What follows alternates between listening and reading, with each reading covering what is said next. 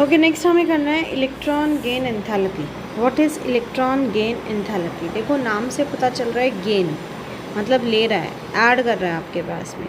तो जब भी किसी न्यूट्रल आटम में, कौन से स्टेट में और गैशियस स्टेट में, जब भी 1 मोल न्यूट्रल आटम में आपके पास में उसकी गैशियस स्टेट में एक 1 मोल इलेक्ट्रॉन या इलेक्ट्रॉन ऐड होता है, that is known as electron gain enthalpy, और इसे हम इलेक्ट्रॉन एफिनिटी भी कहते हैं। क्या कहेंगे इसे हम? Electron affinity. This is also known as electron affinity आपके पास में, कि 1 मोल न्यूट्रल आटम कौन सी स्टेट में? गैशियस स्टेट में। कौन सी स्टेट में? गैशियस स्टेट में। अगर एक इलेक्ट्रॉन ऐड हो रहा है आपके पास या 1 मोल इलेक्ट्रॉन ऐड हो रहा है, दैट इज इलेक्ट्रॉन एफिनिटी या electron gain enthalpy. It is defined as the enthalpy change. Enthalpy होता है energy change that occurs when electron is added to an isolated neutral gaseous atom in ground state to convert it into an anion आपके पास में, कि आपने जो है वो किसी एक न्यूट्रल गैसियस एटम में जब एक इलेक्ट्रॉन को ऐड कराया, क्या करा हमने? एक इलेक्ट्रॉन को ऐड कराया है आपने, तो उसके लिए हमें से कुछ जो एनर्जी है आपके पास में, जो एनर्जी चेंज हो रहा है आपके पास इलेक्ट्रॉन लेने में, उसे कहते हैं हम इलेक्ट्रॉन गेन एंथैल्पी, जिससे कि आपके पास में एक नेगेटिव आयन बनता है, दैट इज़ एक अनायन बन रहा है। जो एंथैल्पी चेंज, एनर्जी चेंज हो रहा है, उसको डेल्टा EgH से डिनोट किया जाता है। समझ में आ गई बात? तो आसान भाषा में कहेंगे क्या है आपके पास में? This is the amount of energy released. क्या है आपके पास में? The amount of energy released when an electron is added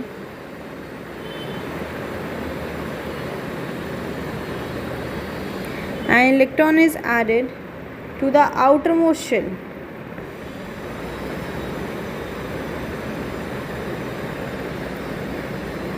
Electron is added to the outermost shell of a neutral gaseous atom.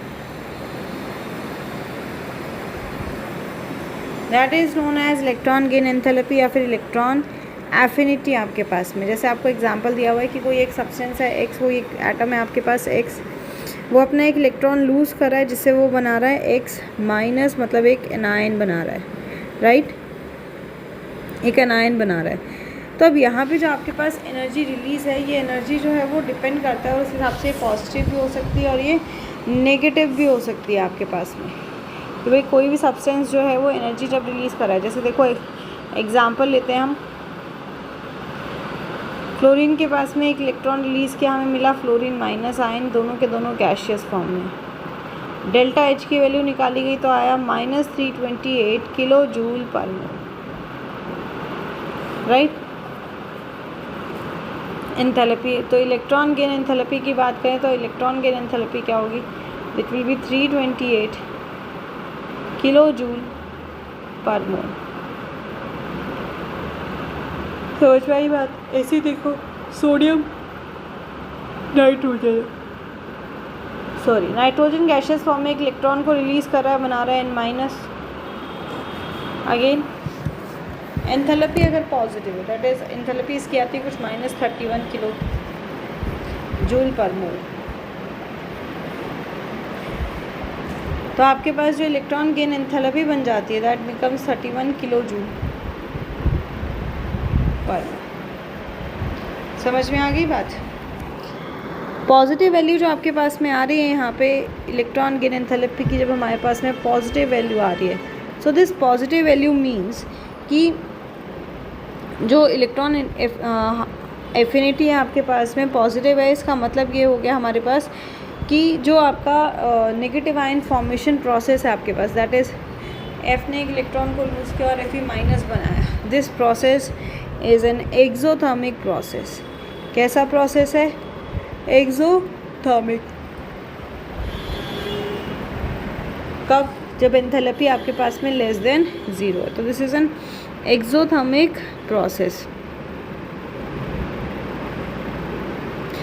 तो इसमें क्या होगा आपके पास में, आप फर्दर इलेक्ट्रॉन ऐड करेंगे आपके पास, तो सेकेंड इलेक्ट्रॉन भी जो है वो अनायन में ऐड होगा। किस में होगा? अनायन में। मतलब अब मैं इलेक्ट्रॉन करूँ इसमें ऐड, तो यहाँ आके आपके पास में इलेक्ट्रॉन ऐड करेगा। तो क्योंकि आपके पास में ये नेगेटिव है, अनायन क्या है? नेगेटिवली चार्ज है। तो इस नेगेटिवली चार्ज अनायन के कारण इलेक्ट्रॉन और इसके बीच में एक रिपल्सिव फोर्स क्रिएट होने लग जाएगा। This will create a repulsive force आपके पास में, राइट। ऐसे ही दूसरे को आप ऐड करके देख लो गैशियस फॉर्म में, आप तीसरे को देख लो गैशियस फॉर्म में, तो आप हमेशा क्या देखेंगे,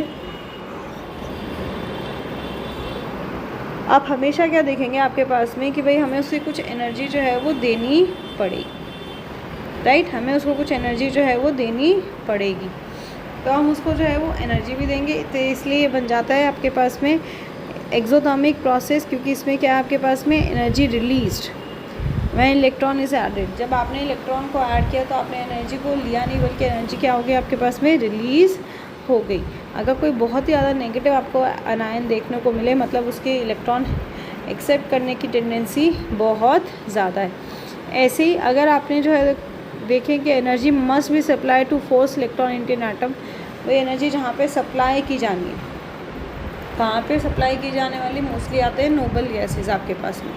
नोबल गैसेस में जो इलेक्ट्रॉन एंथैल्पी है वो ज़ीरो होती है आपके पास, ऑलमोस्ट ज़ीरो होती है हमारे पास में। क्यों? जब इलेक्ट्रॉन ऐड करना है तो ऑक्टेट तो अटेंड है उनका, तो इलेक्ट्रॉन हमें हायर ऑर्बिटल में ऐड करना पड़ेगा। तो इस कारण से इसमें आपके पास जो इलेक्ट्रॉन गेन एंथैल्पी है वो हाईली पॉजिटिव होती है। क्यों पॉजिटिव होती है आपके पास? क्योंकि नोबल गैस कॉन्फ़िगरेशन है, ऑक्टेट अटेंड है, हमें वहाँ पे ज़्यादा जो है वो इलेक्ट्रॉन जो है वो हायर क्वांटम शेल में ऐड करना पड़ेगा, राइट। दोनों के बीच की अगर रिलेशन की बात करें हमारे पास में, कि इनका रिलेशन क्या है, एंथैल्पी और इलेक्ट्रॉन के एंथैल्पी का रिलेशन क्या है आपके पास? तो enthalpy is negative of electron affinity आपके पास, राइट। ये क्या है आपके पास में? नेगेटिव है उसका। अगर आपके पास इलेक्ट्रॉन एफिनिटी 40 है तो वो हो जाएगा -40, क्लियर।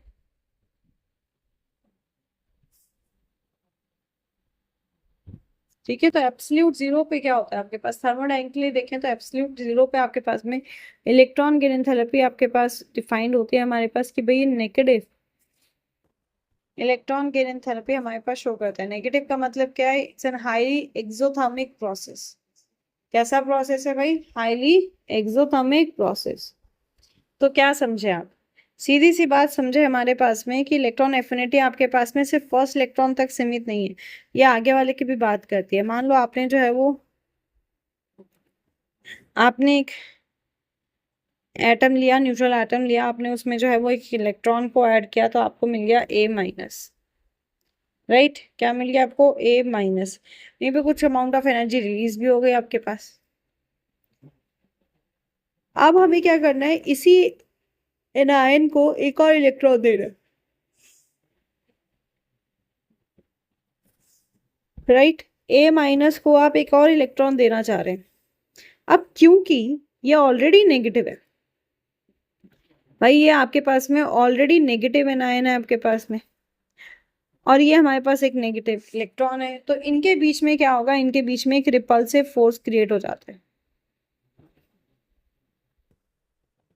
इनके बीच में क्या होता है? एक रिपल्सिव फोर्स क्रिएट हो जाता है, जो कि उनको ऐड नहीं होने देगा, तो इसलिए उसको हमें एनर्जी सप्लाई भी करनी पड़ती है।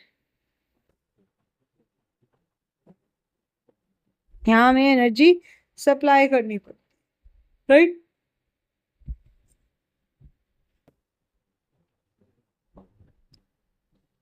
और तब जाके आपको जो है वो सेकेंड एनायन, राइट। तो when one or more electrons is added, when more than one electron is added sequentially to a neutral gaseous atom, the corresponding enthalpy changes are referred to as successive electron gain enthalpy। भाई उसने लिया, क्यों लिया? उसने लिया भाई अपना जो है वो एक और इलेक्ट्रॉन को ऐड करने के लिए।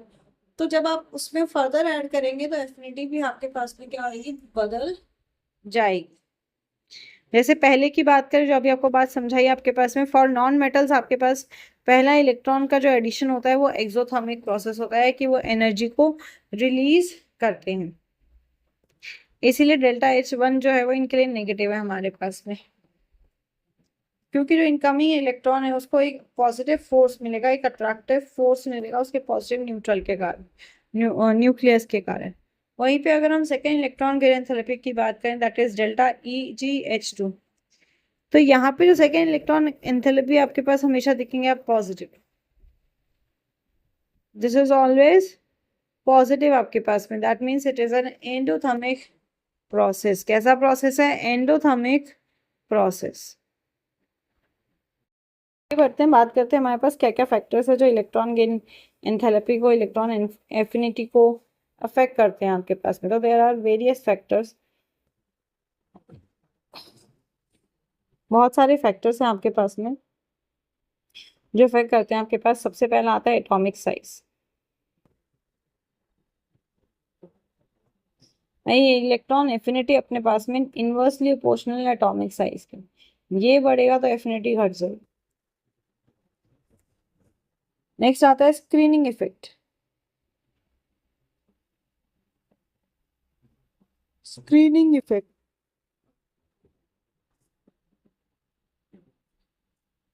एंड थर्ड जो फैक्टर आपके पास रिस्पॉन्सिबल है that is effective nuclear charge.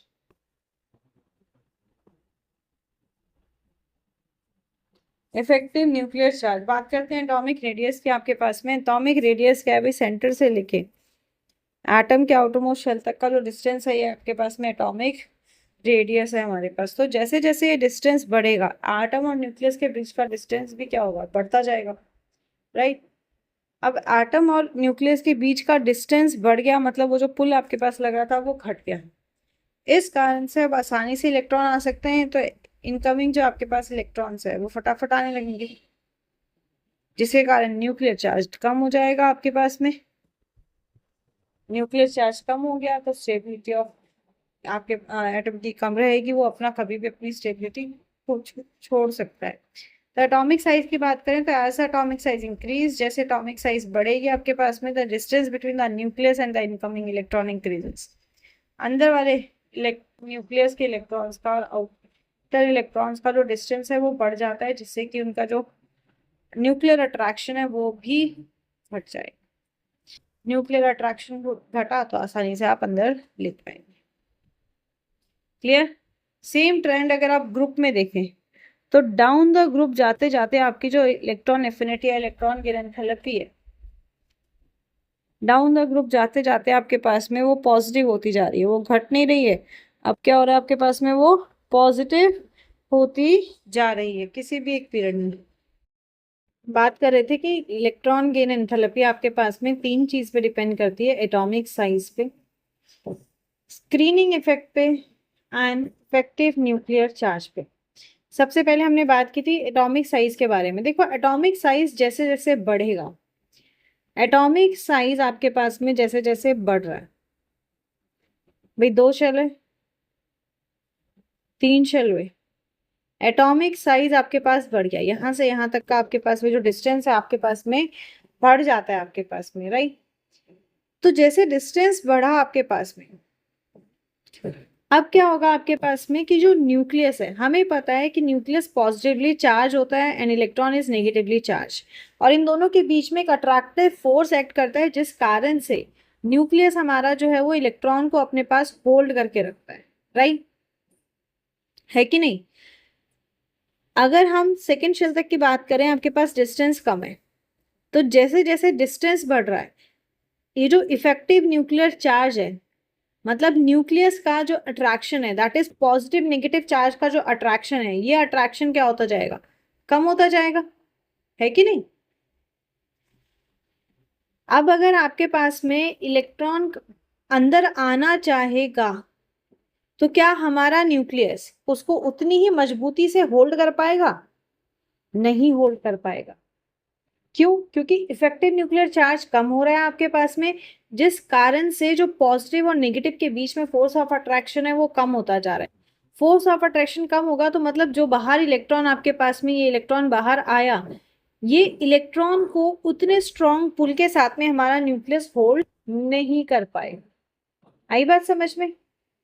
इसीलिए जैसे एटॉमिक साइज इंक्रीज होती है, एटॉमिक साइज इंक्रीज होगी, इलेक्ट्रॉन गेन एंथैल्पी आपके पास में डिक्रीज होती है। That is we say atomic size,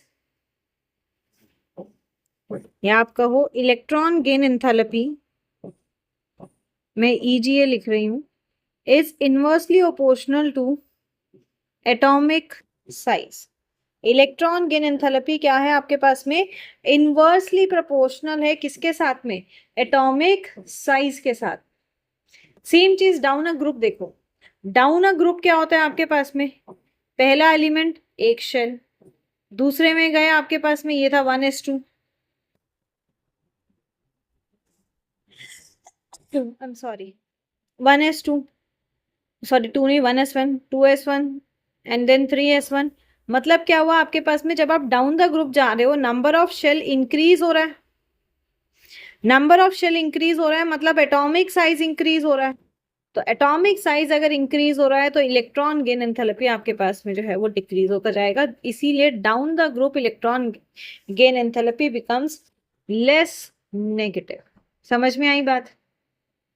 next बात करते हैं हम इफेक्टिव न्यूक्लियर चार्ज। ये हमने ऊपर ही पढ़ लिया आधे से ज्यादा। तो आपके पास में इफेक्टिव न्यूक्लियर चार्ज का मतलब क्या है कि जो आपके पास न्यूक्लियस के पास पॉजिटिव चार्ज है उसका जो इन्फ्लुएंस क्रिएट हो रहा है, उसका जो फोर्स क्रिएट हो रहा है, that is effective nuclear charge आपके पास। समझ में आई बात? That is effective nuclear charge. अब सेम चीज है आपके पास भाई, एटॉमिक साइज अगर बढ़ रहा है तो इफेक्टिव न्यूक्लियर चार्ज क्या होगा? घटेगा, है कि नहीं? इफेक्टिव न्यूक्लियर चार्ज अपने पास में घटेगा। क्यों? जितना एटॉमिक साइज बढ़ेगा उतना जो पॉजिटिव चार्ज का आखिरी इलेक्ट्रॉन पे, न्यूक्लियस का जो आखिरी इलेक्ट्रॉन पे पुल है, फोर्स है, वो कम होता जाएगा। राइट? तो आप अगर देखें हमारे पास जैसे इफेक्टिव न्यूक्लियर चार्ज आपके पास घटेगा तो इलेक्ट्रॉन गेन एंथैल्पी भी घट जाएगी। राइट? क्यों? अगर स्ट्रॉन्गर पुल है तो उस इलेक्ट्रॉन को वहां बिठाने के लिए ज्यादा एनर्जी देनी पड़ रही है। अगर आपके पास में कम पुल है तो कम देनी पड़ रही है आपके पास में। डायरेक्टली प्रोपोर्शनल है आपके पास। Effective nuclear charge is directly proportional to electron gain enthalpy. समझ गए ना? क्योंकि अगर आपके पास में पॉजिटिव चार्ज का इन्फ्लुएंस ही कम है, वो उतना स्ट्रॉन्ग नहीं है कि वो उसको होल्ड कर सके, तो आपके पास में जो है वो कम एनर्जी देनी पड़ेगी, वरना आपको ज्यादा देनी पड़ेगी। इसीलिए अगर आप अक्रॉस अ पीरियड देखें, अक्रॉस अ पीरियड आप जाइए, तो अक्रॉस अ पीरियड देखो शेल सेम रहता है। ये है 1s1, then it is 1s2। Shell आपका सेम है 2s1, 2s2, फिर आ जाएगा आपके पास 2s2, 2p1। तो आपको जो शेल है आपके पास में वो शेल सेम है। सेल अगर आपका सेम है और जो न्यूक्लियर चार्ज है भाई, एक एक इलेक्ट्रॉन बढ़ रहा है तो एक एक प्रोटॉन भी बढ़ रहा है।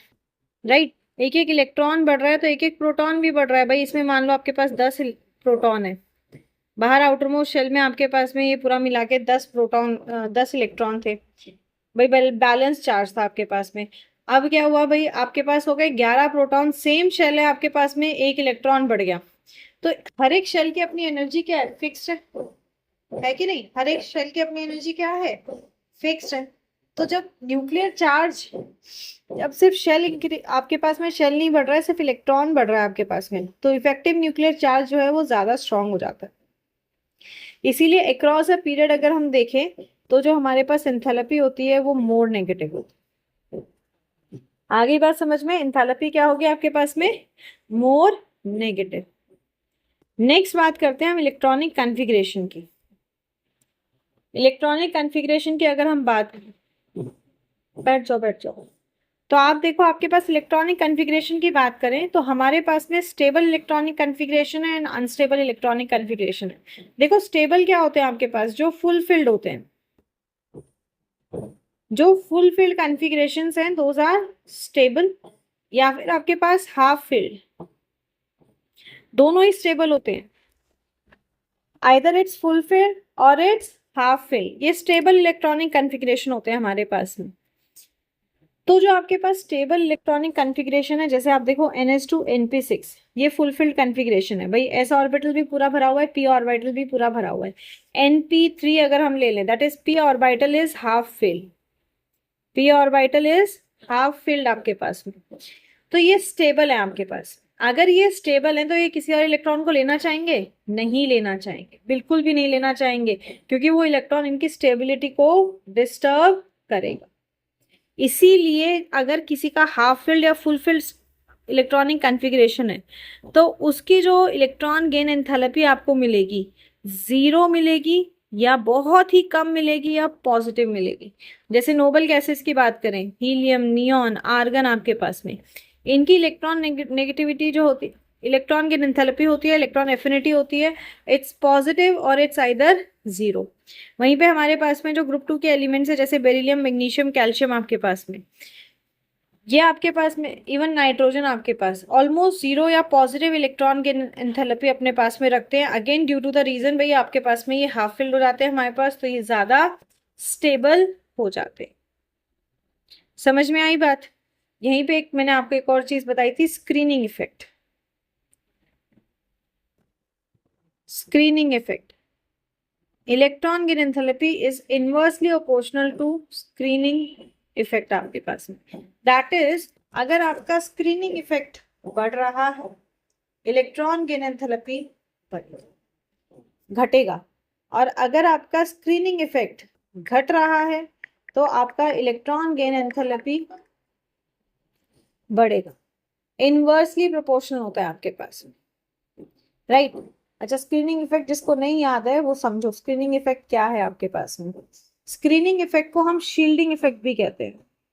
This is also known as shielding effect. आपके पास में क्या होता है आपके पास, अभी देखो हमने किया कि भाई हमारे पास में जो एटम है,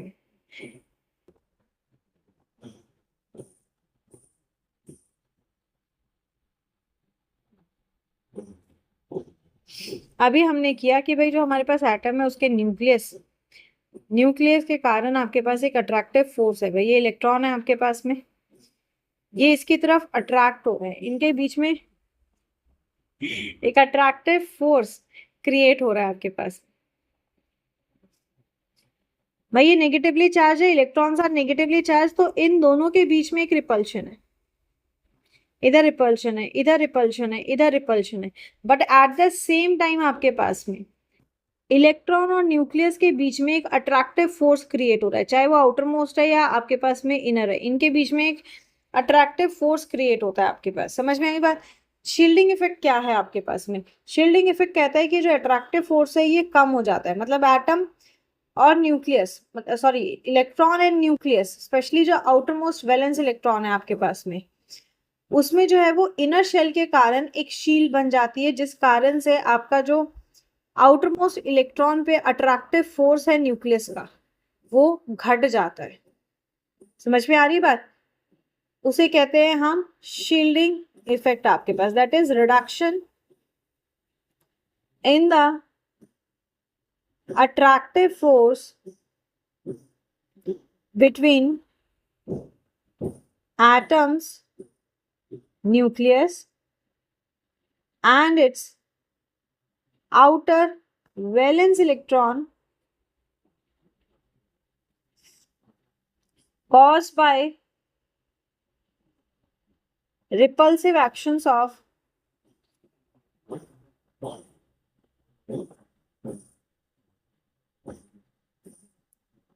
inner shell core electrons।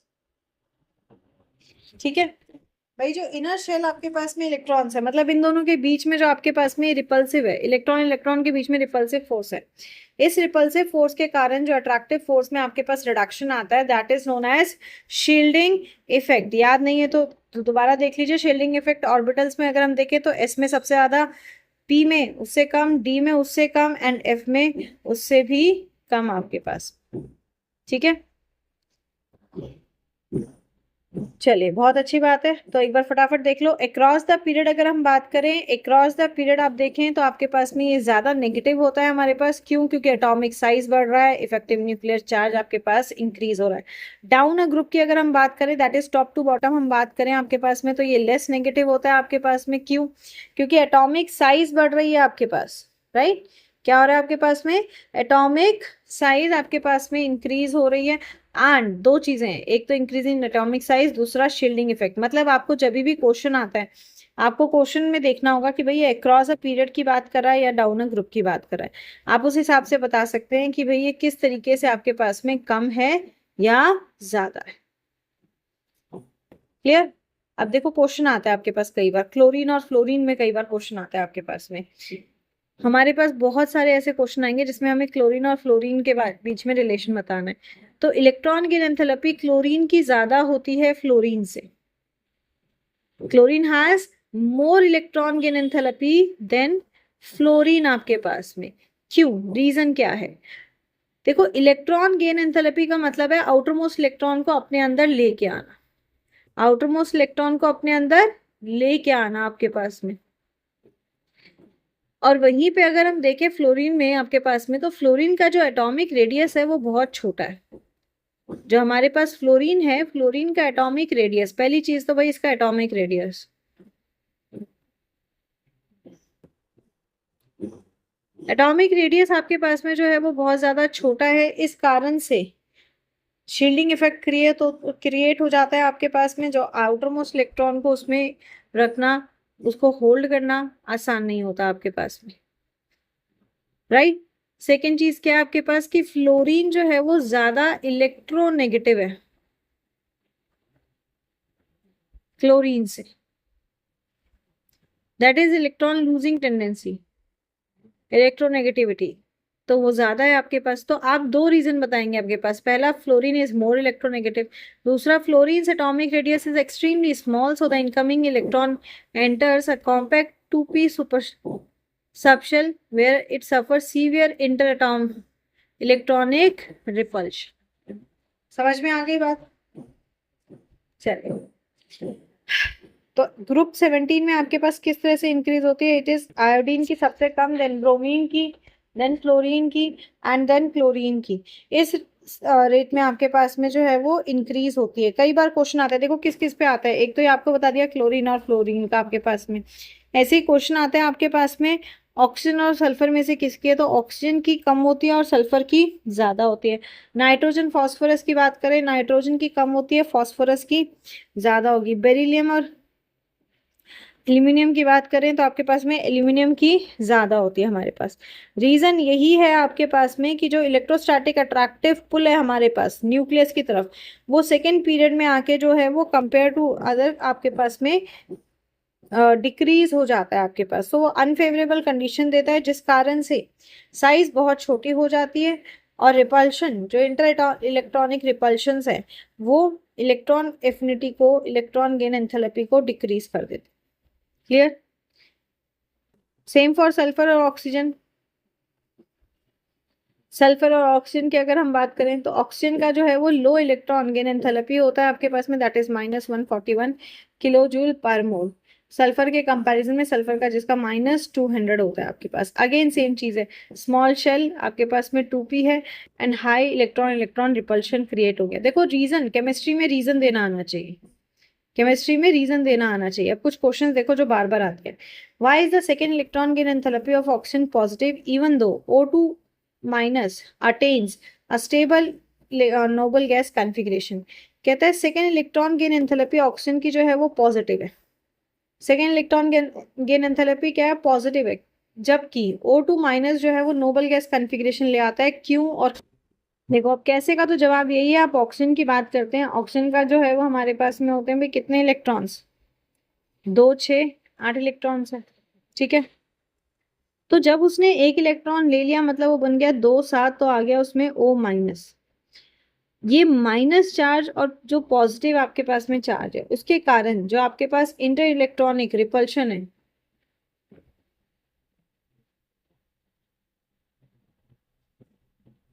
वो बहुत ज्यादा हो जाता है। ये बहुत ही ज़्यादा हो जाता है। और इसको इसको जो है वो ओवरकम करने के लिए उसको हमें एनर्जी देनी पड़ती है, जिस कारण से जो इलेक्ट्रॉन गेन एंथैल्पी आपके पास में वो पॉजिटिव हो जाती है, बिकॉज आप एनर्जी दे रहे हो। तो एक आपको कैसा प्रोसेस बन गया, एंडोथर्मिक प्रोसेस बन जाता है आपके पास में। क्या कहता है, when electron is added to O minus two form O2 minus, the incoming electron experiences strong electrostatic repulsion. जो अंदर इलेक्ट्रॉन आ रहा है उसको बहुत स्ट्रॉन्ग इलेक्ट्रोस्टैटिक रिपल्शन क्रिएट होता है, किसके कारण, O माइनस के कारण, जिसके लिए वो एनर्जी को एब्जॉर्ब करेगा। इसीलिए हमेशा एंडोथर्मिक है, दैट इज पॉजिटिव आपके पास। समझ में आ गई बात। ऐसे ही दो क्वेश्चन और देखो, कहता है फ्लोरीन, क्लोरीन, ब्रोमीन, आयोडीन, इनको increasing order of negative electron gain enthalpy arrange करना है और रीजन देना है आपके पास में। तो अभी बताया आयोडीन का सबसे कम, फिर देन फ्लोरीन का, देन Br का, देन आपके पास में एक दो IFBr, Cl कहाँ चला गया, Cl का, अच्छा Cl को तो देखा ही नहीं मैंने, वेट, आयोडीन का सबसे कम, then Br, then fluorine and then chlorine. ठीक है, मतलब आपके पास में जो फ्लोरीन है उसका क्यों है, पीछे दो रीजन दिया हमने, स्मॉलर साइज आपके पास में, छोटी साइज है, उसका कॉम्पैक्ट 2p ऑर्बिटल है, जिस कारण से इलेक्ट्रॉन इलेक्ट्रॉन रिपल्शन आपके पास में बहुत ज्यादा हो जाता है। वहीं क्लोरीन में 3p ऑर्बिटल है, जो कि काफी स्पेशल होता है, डेंसिटी कम होती है, इस कारण से वो रिपल्सिव फोर्स को मिनिमाइज कर पाता है, अपनी एनर्जी को ओवरकम कर पाता है। नेक्स्ट वाइड, तो देखो ऐसा इसलिए होता है आपके पास में कि जब हम नोबल गैस की बात कर रहे हैं तो दैट इज ऑक्टेट अटेन्ड है आपके पास में, NH2 NP3 या NH2 NP6 आपके पास में कंप्लीटली फिल्ड। तो इसके कारण अगर आपको शेल में अगर मान लो हाफ फिल्ड है तो उसी में आ गया, वैसे हाफ फिल्ड नहीं होता नोबल गैस का, और फुल्ली फिल्ड होता है। तो अगर आपके पास में दिस इज सेकेंड जो फिल्ड है, तो अगला जो इलेक्ट्रॉन आएगा वो थर्ड में आएगा। अब वो थर्ड में आएगा तो उसमें इफेक्टिव न्यूक्लियर चार्ज कम है, और साथ ही दोनों इलेक्ट्रॉन के बीच में एक शील्डिंग इफेक्ट क्रिएट हो जाए। उस शील्डिंग इफेक्ट के कारण आपके पास में जो हमारे पास नोबल गैसेस हैं, उनकी जो आपके उनको चाहिए होती है एनर्जी, उनको क्या चाहिए, उनको चाहिए एनर्जी इसको ओवरकम करने के लिए, क्योंकि उनको चाहिए एनर्जी आपके पास में इसको ओवरकम करने के लिए, इसीलिए होता है पॉजिटिव।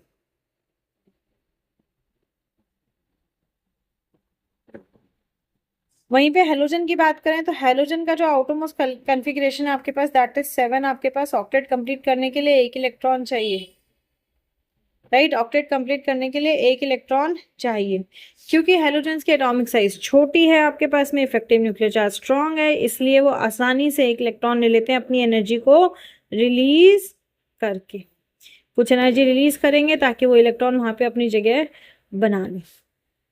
इसीलिए हेलोजेंस की जो इलेक्ट्रोनेगेटिविटी है, इलेक्ट्रॉन गेन एंथैल्पी है, वो क्योंकि वो रिलीज कर रहे हैं तो वो नेगेटिव है, और आपके पास जो नोबल गैसेस है वो गेन कर रहे हैं तो वो पॉजिटिव। क्लियर।